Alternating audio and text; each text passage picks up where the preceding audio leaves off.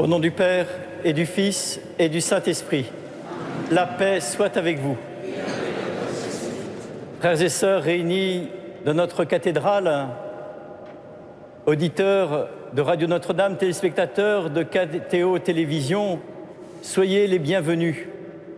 En ce 31 décembre, nous voici au terme de l'année civile. Cela marque les esprits dans notre société. Et tels Joseph et Marie qui se rendent au temple pour présenter Jésus, voici que ce soir, nous pouvons présenter au Seigneur l'année écoulée, avec ses joies, avec ses peines, avec ses belles choses, avec ses difficultés. Voici que ce soir, nous remettons tout au Seigneur. En ce 31 décembre, nous sommes aussi dans l'octave de Noël. Nous voici en communion avec toute l'Église dans l'action de grâce pour le mystère que nous avons célébré la nuit de Noël. Dieu se fait petit enfant. À travers lui, il vient rejoindre tout homme, y compris dans sa fragilité. Personne, à travers l'enfant de la crèche, n'est exclu de la bonne nouvelle. Personne, y compris les pécheurs. Et c'est pour cela que ce soir, avec nos fragilités, avec notre péché, nous pouvons nous tourner avec confiance vers le Seigneur miséricordieux.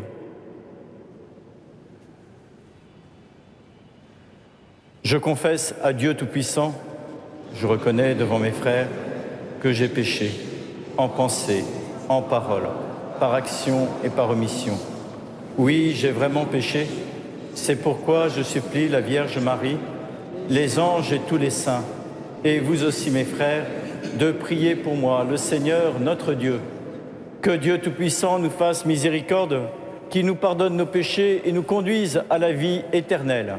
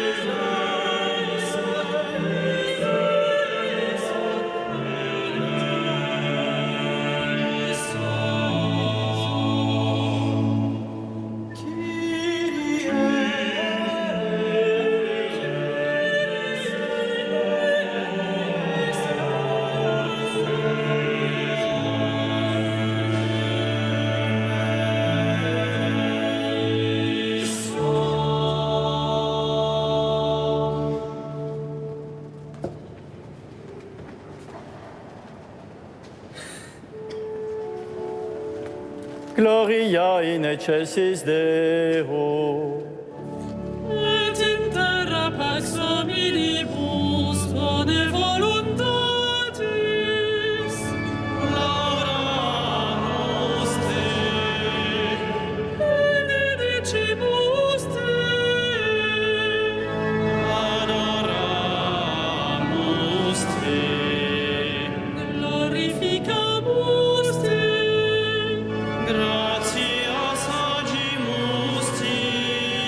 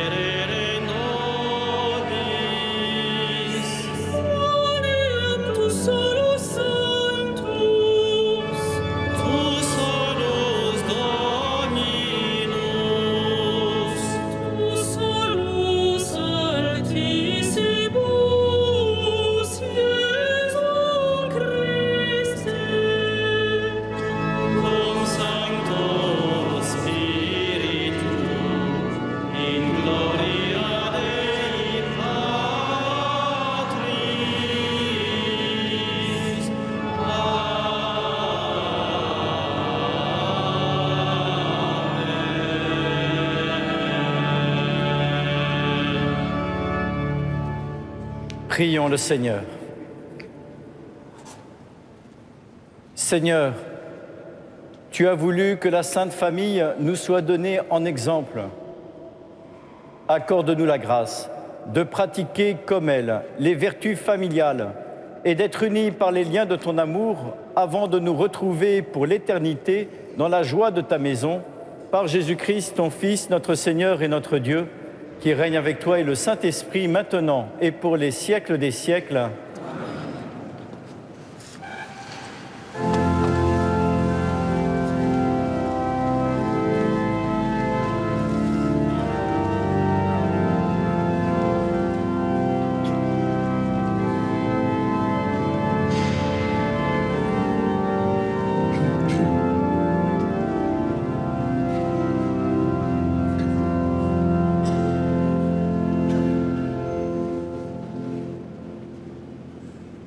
Lecture du livre de la Genèse.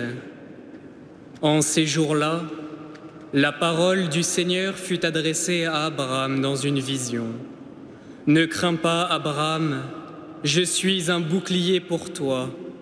Ta récompense sera très grande. » Abraham répondit, « Mon Seigneur Dieu, que pourrais-tu donc me donner?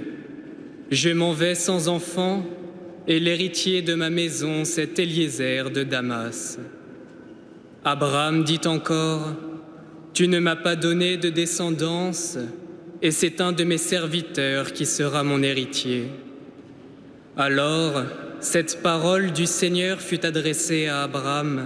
« Ce n'est pas lui qui sera ton héritier, mais quelqu'un de ton sang. » Puis il le fit sortir et lui dit, « Regarde le ciel et compte les étoiles si tu le peux. » Et il déclara, « Telle sera ta descendance. » Abraham eut foi dans le Seigneur, et le Seigneur estima qu'il était juste.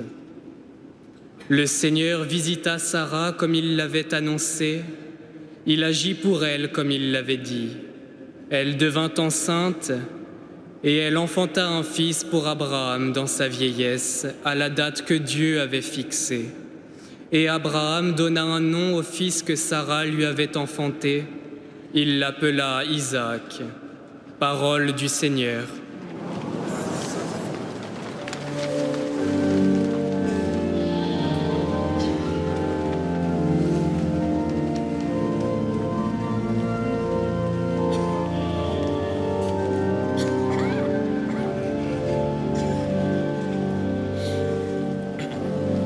Le Seigneur garde à jamais mémoire de son alliance. Le Seigneur garde à jamais mémoire de son alliance.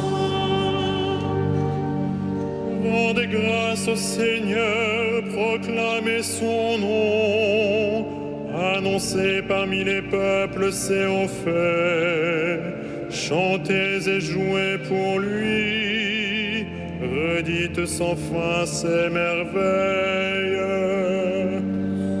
Le Seigneur garde à jamais mémoire de son alliance. Glorifiez-vous de son nom très saint, joie pour les cœurs qui cherchent Dieu. Cherchez le Seigneur et sa puissance, recherchez sans trêve sa face. Le Seigneur garde à jamais mémoire de son alliance. Souvenez-vous des merveilles qu'il a faites, de ses prodiges, des jugements qu'il prononça. Vous, la race d'Abraham, son serviteur, les fils de Jacob qu'il a choisis. Le Seigneur garde à jamais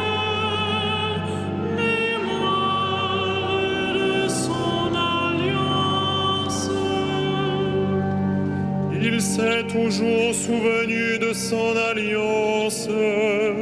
Parole édictée pour 1000 générations. Promesse faite à Abraham, garantie par serment à Isaac.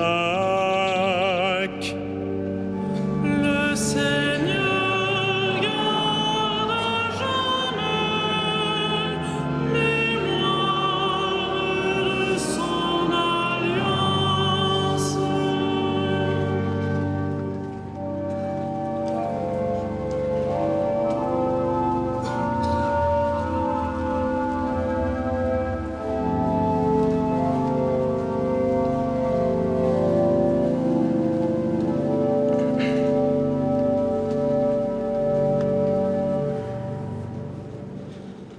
Lecture de la lettre aux Hébreux.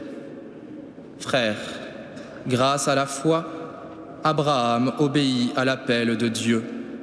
Il partit vers un pays qu'il devait recevoir en héritage, et il partit sans savoir où il allait. Grâce à la foi, Sarah, elle aussi, malgré son âge, fut rendue capable d'être à l'origine d'une descendance parce qu'elle pensait que Dieu est fidèle à ses promesses. C'est pourquoi, d'un seul homme, déjà marqué par la mort, a pu naître une descendance aussi nombreuse que les étoiles du ciel et que le sable au bord de la mer, une multitude innombrable. Grâce à la foi, quand il fut soumis à l'épreuve, Abraham offrit Isaac en sacrifice. Et il offrait le Fils unique, alors qu'il avait reçu les promesses et entendu cette parole. C'est par Isaac qu'une descendance portera ton nom. Il pensait en effet que Dieu est capable même de ressusciter les morts. C'est pourquoi son Fils lui fut rendu. Il y a là une préfiguration. Parole du Seigneur.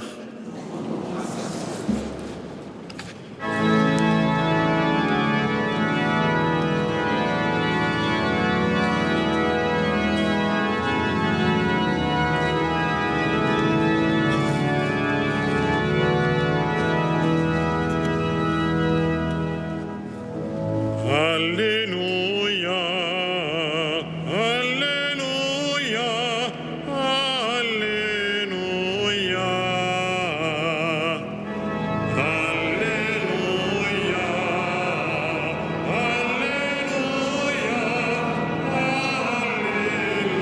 Alléluia. À bien des reprises, Dieu dans le passé a parlé à nos pères par les prophètes. À la fin, en ces jours où nous sommes, il nous a parlé par son Fils. Alléluia, Alléluia, Alléluia.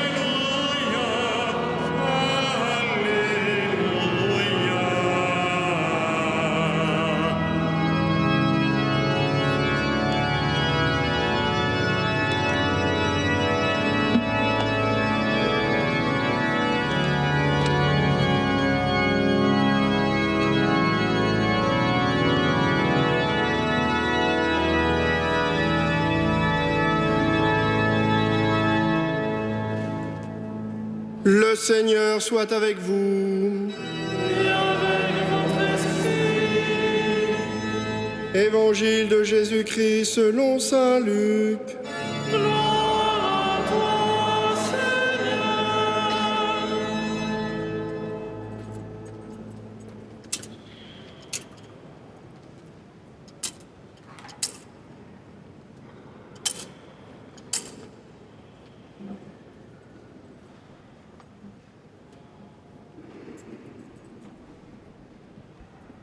Quand fut accompli le temps prescrit par la loi de Moïse pour la purification, les parents de Jésus l'amenèrent à Jérusalem pour le présenter au Seigneur, selon ce qui est écrit dans la loi.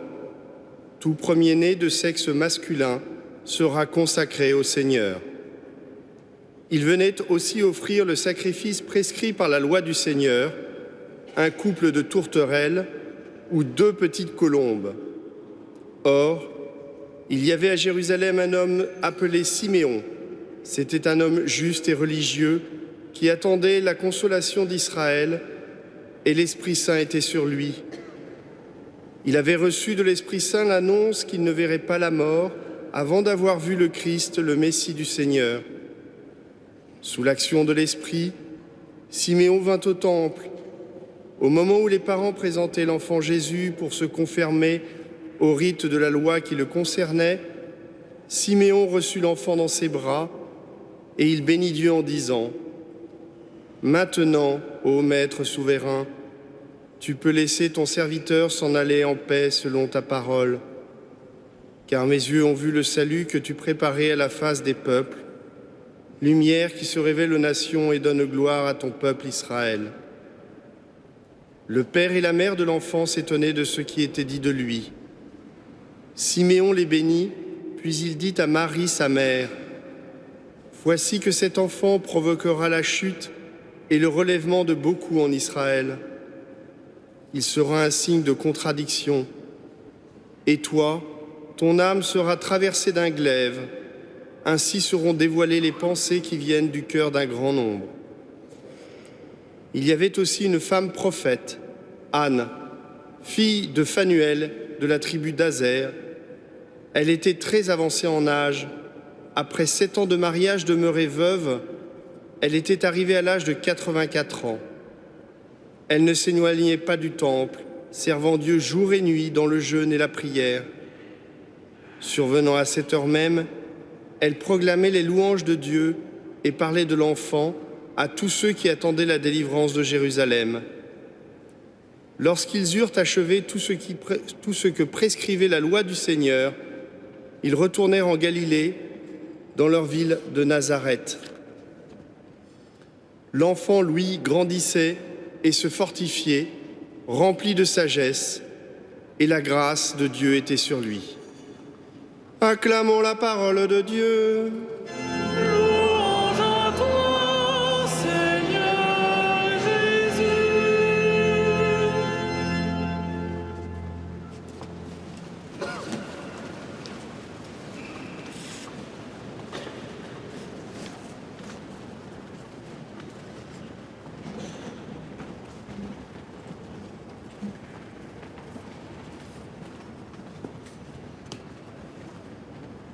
Abraham, Sarah, Siméon, Anne, Joseph et Marie.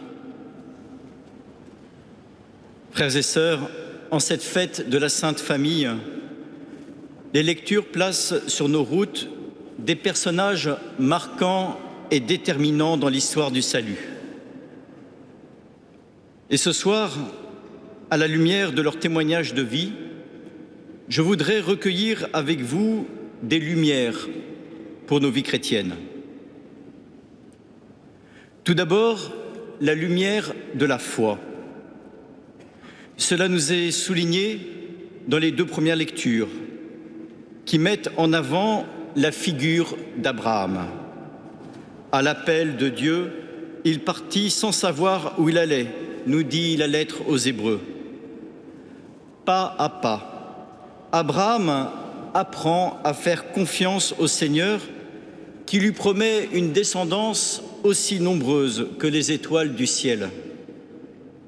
Chemin de foi, où Abraham apprend à faire confiance même quand cela apparaît impossible à vue humaine. Et à sa suite, Sarah apprend aussi à faire confiance au Seigneur, y compris au cœur de sa vieillesse et de sa stérilité. Cette confiance et cette adhésion de la foi de la part d'Abraham et Sarah n'ont pas été des adhésions aveugles, mais au contraire ont été le fruit de leur propre volonté, de leur propre liberté, et ce, au cœur des épreuves, des impossibilités à vue humaine. Par suite, Le chemin de foi d'Abraham et de Sarah préfigure celui de Marie. Ils ont en effet vécu dans leur chair cette lumière. Rien n'est impossible à Dieu. Et ils ont accueilli l'étonnante fécondité promise et réalisée par le Seigneur. À travers les figures des lectures de ce soir, nous recevons aussi pour nos vies chrétiennes la lumière de la persévérance. Abraham, Sarah, Siméon et Anne étaient avancés en âge. Leurs cheveux blancs étaient les traces, certes, de l'âge, mais surtout de la patine du temps au bon sens du terme, de la patience et de la fidélité. À travers eux, nous percevons que la foi s'inscrit et se vit dans le temps. La première lecture juxtapose côte à côte les chapitres 15 et 21 du livre de la Genèse. Dans la première partie, Dieu promet à Abraham une descendance. Et dans la deuxième partie, Abraham et Sarah reçoivent Isaac pour fils. Entre les deux parties, il y a 6 chapitres qui séparent ces deux événements. Et ces chapitres renferment la persévérance, la ténacité et la fidélité d'Abraham dans la foi, et ce, au gré des épreuves, des incertitudes et des doutes. Les chemins de vie ne sont pas forcément rectilignes, mais par la foi, Dieu écrit droit avec des lignes courbes. Chacune de ces figures ce soir sont pour nous des modèles de fidélité dans la foi, car chacune s'est laissée accompagner par le Seigneur, y compris dans les épreuves. Abraham et Sarah au cœur de leur stérilité, Anne au cœur du veuvage, Siméon au cœur du grand âge, Joseph et Marie au cœur de la souffrance prophétisée par Siméon. Enfin, après la foi et la fidélité, les figures des lectures de ce soir nous donnent la lumière du discernement et de la sagesse pour nos vies chrétiennes. Considérons Siméon. Le voici rempli de l'Esprit Saint. Qui plus est, il est docile et se laisse conduire au temple. Il est en quelque sorte un modèle pour tous les confirmés. Mais ne nous y trompons pas. Siméon et Anne ne sont pas des marionnettes. Ils ne sont pas en quelque sorte des perroquets de l'Esprit Saint. Non, c'est bel et bien eux-mêmes, après un travail d'intelligence et de discernement, qui reconnaissent en l'enfant Jésus le salut pour le monde. Pour ce faire, non seulement Anne et Siméon étaient dociles à l'Esprit Saint, mais ils avaient aussi gardé, malgré ou grâce à leur grand âge, une capacité d'émerveillement. Ils n'étaient pas blasés et pouvaient donc reconnaître et accueillir les merveilles du Seigneur et en rendre grâce. Il y avait encore de la place dans leur cœur. Abraham, Sarah, Siméon, Anne, Marie et Joseph. En cette fête de la Sainte Famille, nous sommes redevables vis-à-vis de chacune de ces figures. Nous sommes aussi redevables vis-à-vis de cette longue chaîne de croyants qui nous ont transmis la foi, en particulier au sein de nos familles. Ce soir, je pense spécialement aux parents et aux grands-parents de nos familles. Les personnes âgées ont une place particulière dans l'histoire du salut, car elles témoignent de la fidélité dans le temps, dans l'épreuve et la fragilité. Si dans l'Église, il est important de nous rappeler que les jeunes ne sont pas l'avenir, mais bien plus le présent de l'Église, car ils ont une place aujourd'hui, il en est de même pour les personnes âgées. Elles ne sont pas le passé, mais bel et bien le présent, en ayant et en prenant leur place au sein de l'Église par leur témoignage de fidélité. À travers le témoignage de Siméon, Demandons au Seigneur la grâce de savoir reconnaître dans nos vies sa lumière, de savoir accueillir sa parole et de savoir nous laisser combler par Dieu seul. Alors, nous pourrons nous émerveiller des dons du Seigneur à chacun d'entre nous et rendre grâce avec Marie. Le Seigneur fit pour nous des merveilles, saint est son nom.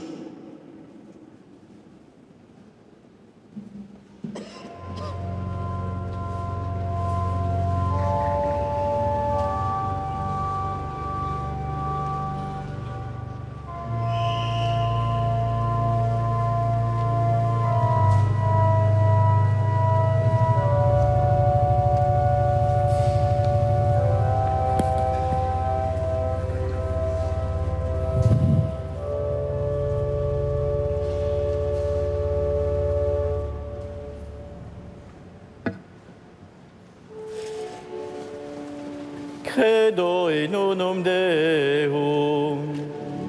Patrem omnipotentem, factorem celi et terrae, visibilium omnium, et invisibilium. Et in unum Dominum Iesum Christum, Filium Dei unigenitum, Et ex patre natum, ante omnia saecula. Deum de Deum, lumen de lumine, Deum verum, Deo verum. Genitum non factum consubstantialem Patri, per quem omnia facta sunt. Qui propter nos homines, et propter nostram salutem, descendit Dei celis. Et incarnatus est de Spiritus Sancto, ex Maria Virgine, et homo factus est. Crucifixus Et siam pro nobis, sub Pontio Pilato, passus et sepultus est. et resurrexit tertia die secundum scripturas. Et ascendit in caelum, sedet ad dexteram Patris. Et iterum venturus est cum gloria, judicare vivos et mortuos, cuius regni non erit finis. Et in Spiritum Sanctum Dominum, et vivificantem, qui ex Patre Filioque procedit, Qui cum Patre et Filio simul adoratur, et conglorificatur, qui locutus est per prophetas. et unam sanctam catholicam et apostolicam ecclesiam, Confiteorum baptisma in remissionem peccatorum. et expecto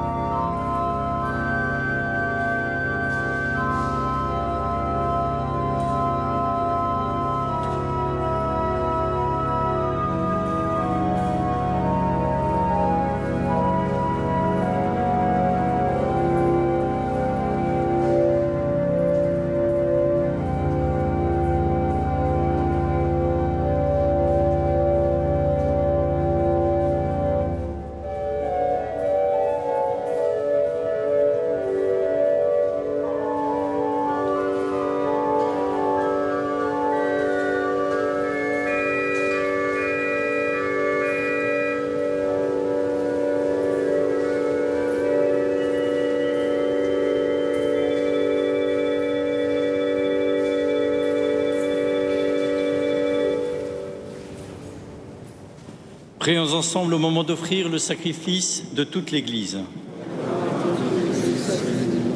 Seigneur, en t'offrant le sacrifice qui nous réconcilie avec toi, nous te supplions humblement.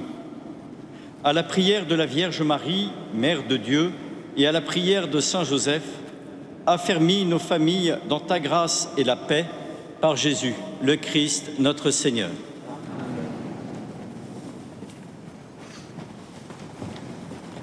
Le Seigneur soit avec vous. Élevons notre cœur.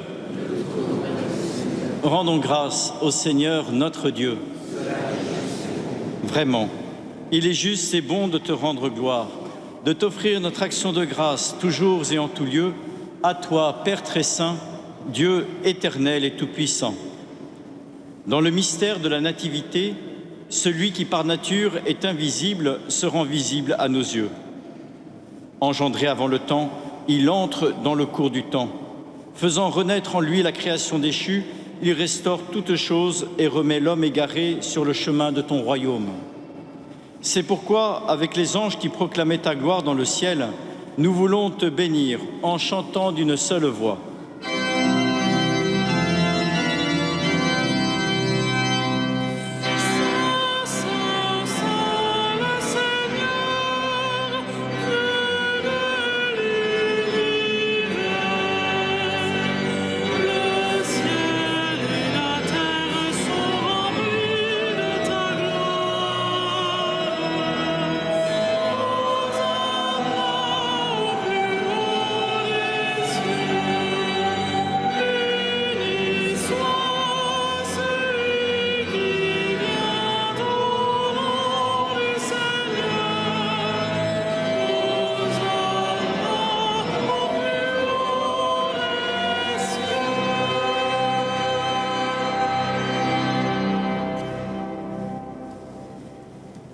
Tu es vraiment saint, Dieu de l'univers, et toute la création proclame ta louange. Car c'est toi qui donnes la vie, c'est toi qui sanctifies toutes choses par ton Fils Jésus-Christ notre Seigneur, avec la puissance de l'Esprit Saint. Et tu ne cesses de rassembler ton peuple afin qu'il te présente partout dans le monde une offrande pure. C'est pourquoi nous voici rassemblés devant toi, et dans la communion de toute l'Église, nous célébrons le jour très saint où Marie, dans la gloire de sa virginité, enfanta le Sauveur du monde. Par lui, notre Rédempteur et notre Seigneur, Dieu Tout-Puissant, nous te supplions de consacrer toi-même les offrandes que nous apportons. Sanctifie-les par ton Esprit pour qu'elles deviennent le corps et le sang de ton Fils, Jésus-Christ notre Seigneur, qui nous a dit de célébrer ce mystère. La nuit même où il fut livré, il prit le pain. En te rendant grâce, il le bénit, il le rompit et le donna à ses disciples en disant : « Prenez et mangez-en tous, ceci est mon corps livré pour vous. »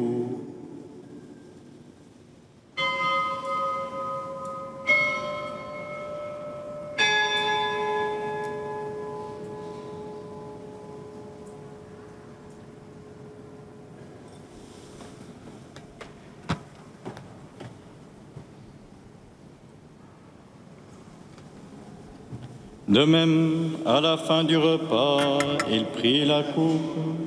En te rendant grâce, il la bénit et la donna à ses disciples en disant : « Prenez et buvez-en tous, car ceci est la coupe de mon sang, le sang de l'alliance nouvelle et éternelle, qui sera versé pour vous et pour la multitude en rémission des péchés. Vous ferez cela en mémoire de moi. »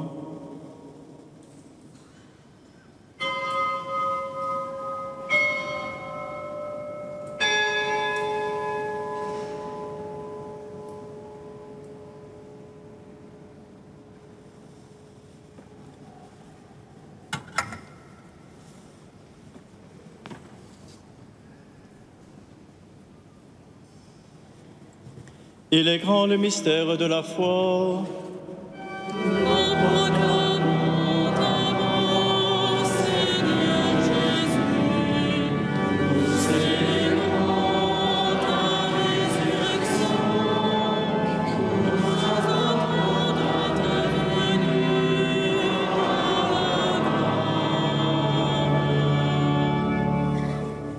En faisant mémoire de ton Fils, de sa passion qui nous sauve, de sa glorieuse résurrection et de son ascension dans le ciel, alors que nous attendons son dernier avènement, nous présentons cette offrande vivante et sainte pour te rendre grâce.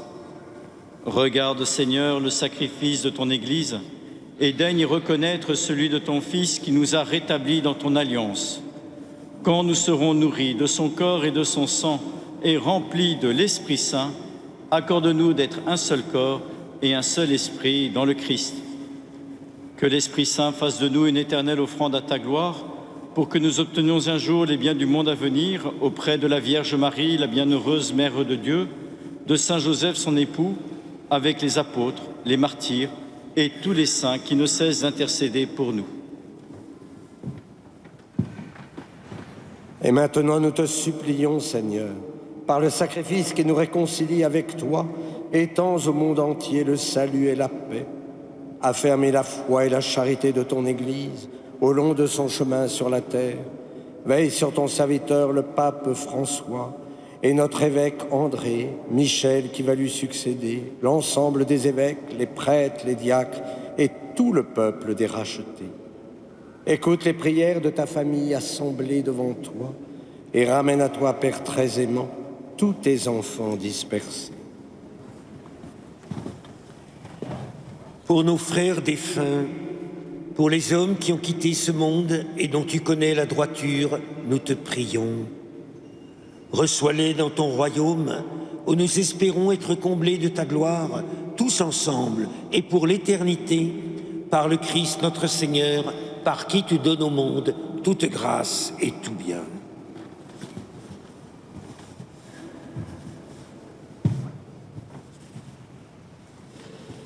Par lui, avec lui et en lui, à toi, Dieu le Père Tout-Puissant, dans l'unité du Saint-Esprit, tout honneur et toute gloire, pour les siècles des siècles.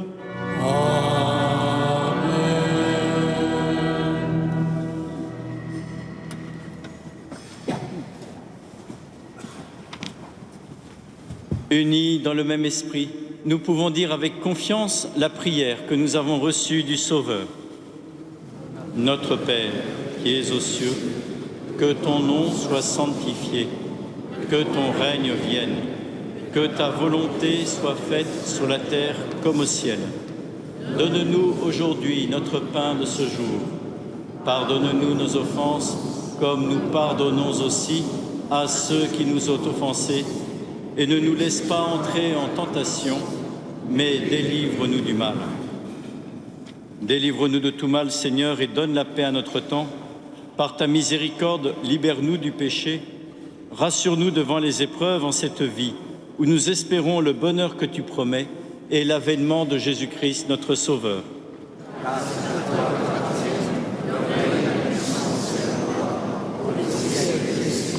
Seigneur Jésus-Christ, tu as dit à tes apôtres, « Je vous laisse la paix, je vous donne ma paix. » Ne regarde pas nos péchés, mais la foi de ton Église. Pour que ta volonté s'accomplisse, donne-lui toujours cette paix et conduis-la vers l'unité parfaite, toi qui règnes pour les siècles des siècles. Que la paix du Seigneur soit toujours avec vous. Frères et sœurs, dans la charité du Christ, donnez-vous la paix.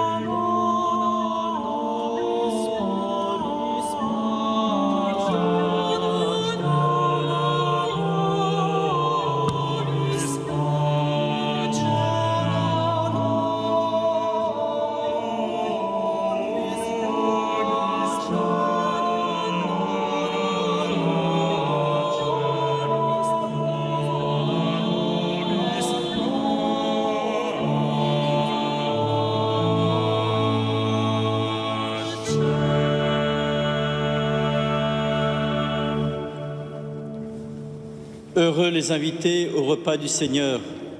Voici l'agneau de Dieu qui enlève le péché du monde. Je suis pas digne de te recevoir, mais dis seulement une parole, je serai guéri. Que le corps du Christ nous garde pour la vie éternelle.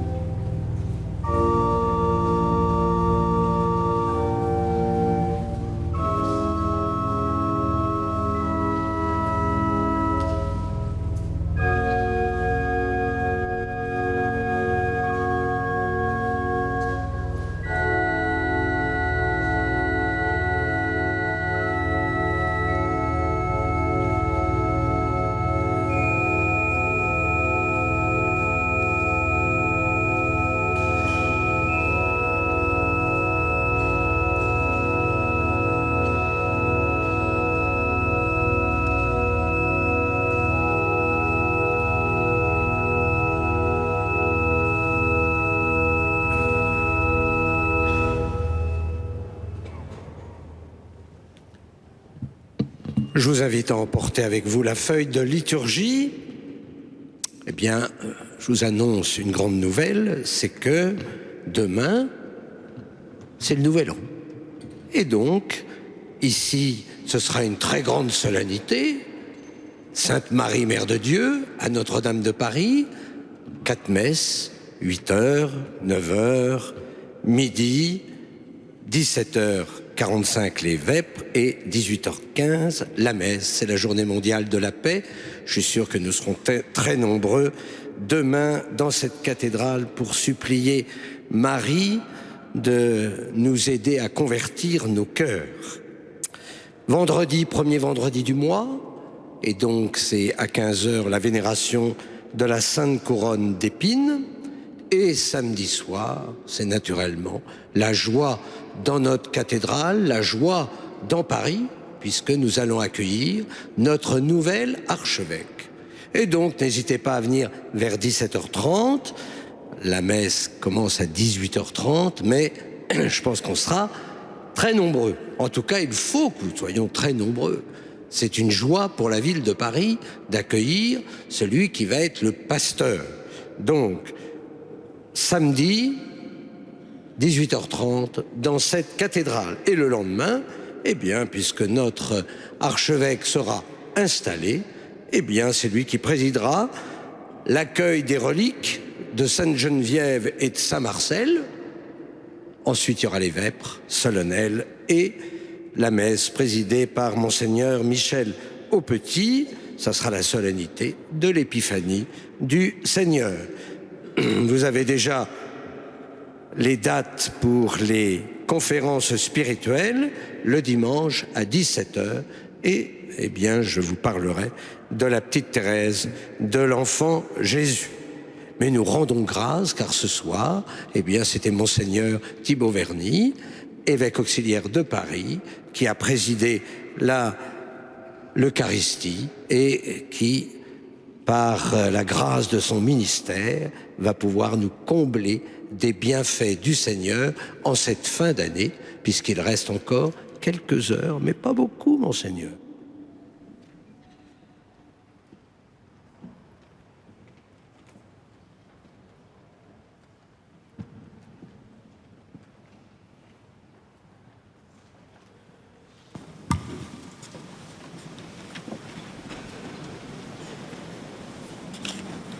Rendons grâce au Seigneur.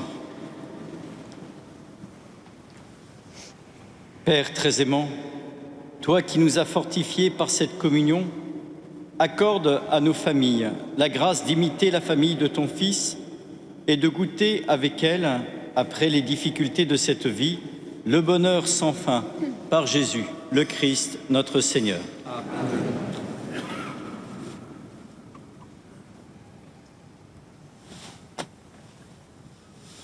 Le Seigneur soit avec vous. Dans son amour infini, Dieu a donné son Fils au monde pour en dissiper les ténèbres. Par le mystère de la nativité du Christ, il a fait resplendir ce jour béni. Qu'il vous sauve de l'aveuglement du péché et qu'il ouvre vos yeux à sa lumière. Amen.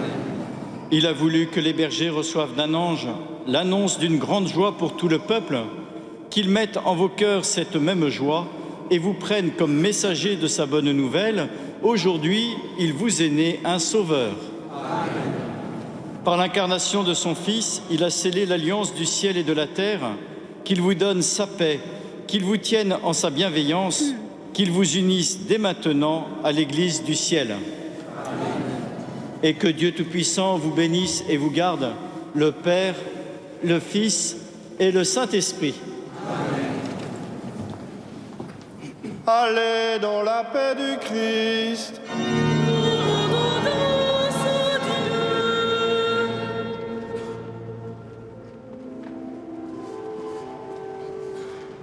Alma